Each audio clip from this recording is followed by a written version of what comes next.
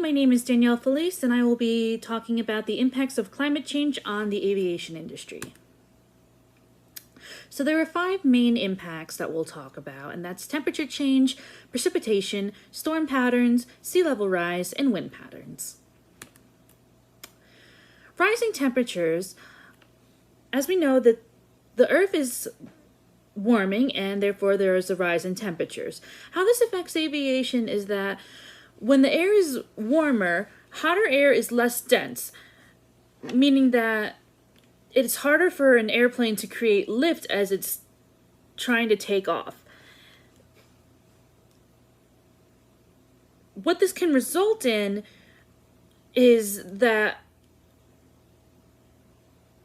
either planes have to offload crew, offload passengers and cargo in order to make the plane lighter so that it can take off easier, or they might have to even cancel the flight. Some airports, like the ones in Phoenix, are equipped with extra long runways because they are often very hot there, so they know that the planes need more room to take off. This is not the case in airports that were built in colder climates. Also, planes have a maximum operating temperature in which they can no longer safely operate the machinery after such a high temperature, usually around 118 degrees Celsius. And Phoenix can, on the tarmac, can get to upwards of 120 degrees Fahrenheit. Next, we'll talk about precipitation, storm patterns, and wind patterns because they all have to do with one another. Because there is a warming going on in the climate, it's making more water vapor in the atmosphere, and this creates a lot of energy for the jet stream and things like that. This results in larger precipitation storms, and with the change in warm, low dense air and cold, high density air, this creates fluctuations which can cause wind patterns to intensify and change. We saw an example of storm pattern changes in Great Britain. They usually don't get very heavy snowfalls, but they had to prepare for some. In the winter of 2010, there was a large, heavy precipitation event with low temperatures, and that resulted in a total shutdown of all their transportation. They had already been starting to put in place plans to mitigate such effects. They knew it was coming, but they didn't know it was coming that quickly.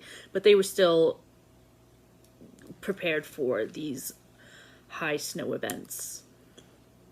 Next is sea level rise. It's predicted that a 1 meter rise in sea level can affect 96 airports in Europe, putting them at a risk of inundation. We have here the LaGuardia Airport and the San Francisco Airport with just 2 feet sea level rise. You can see the inundation effects.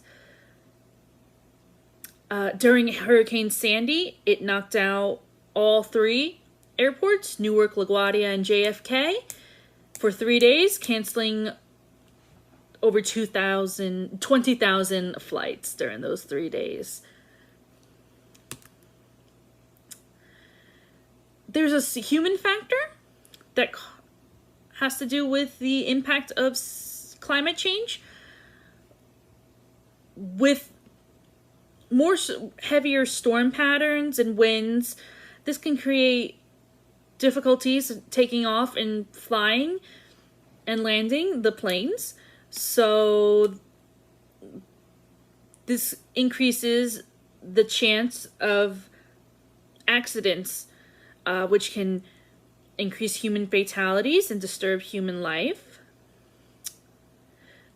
There can also be a disruption in commerce if, due to high temperatures, a plane has to offload cargo.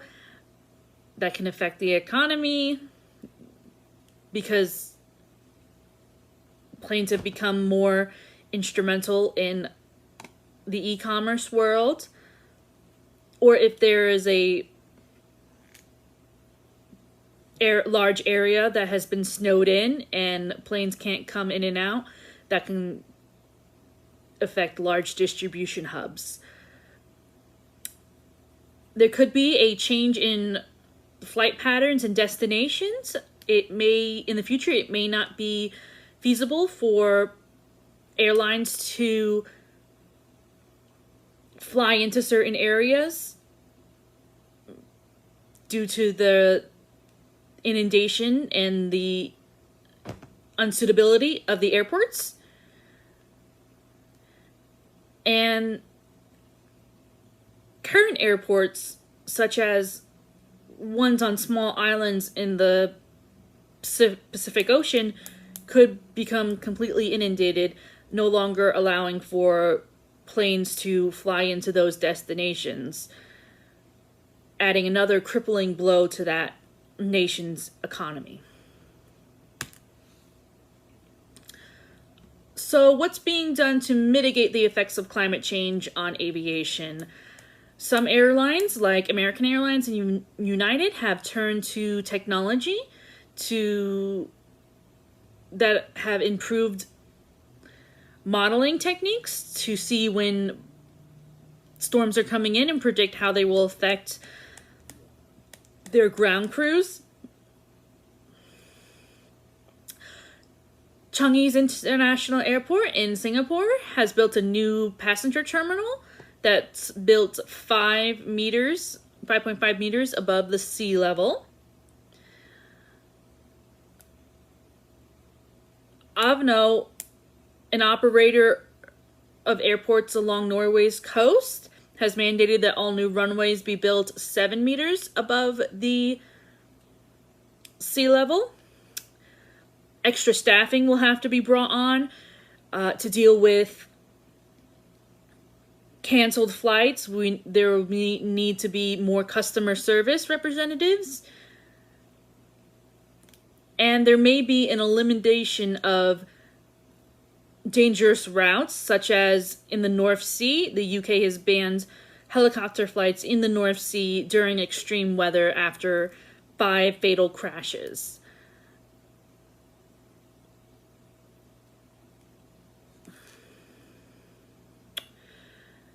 We could also build better airports and improve upon the ones we have, such as how in Norway and in Singapore they are building higher level runways and airports. Airports such as San Francisco's International have proposed to build a 10-mile seawall around the airport to protect it from sea level rise and storm surge.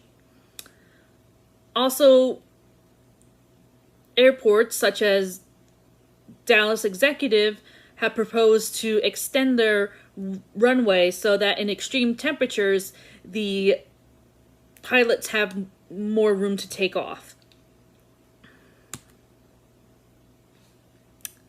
Any questions? Thank you. Bye-bye.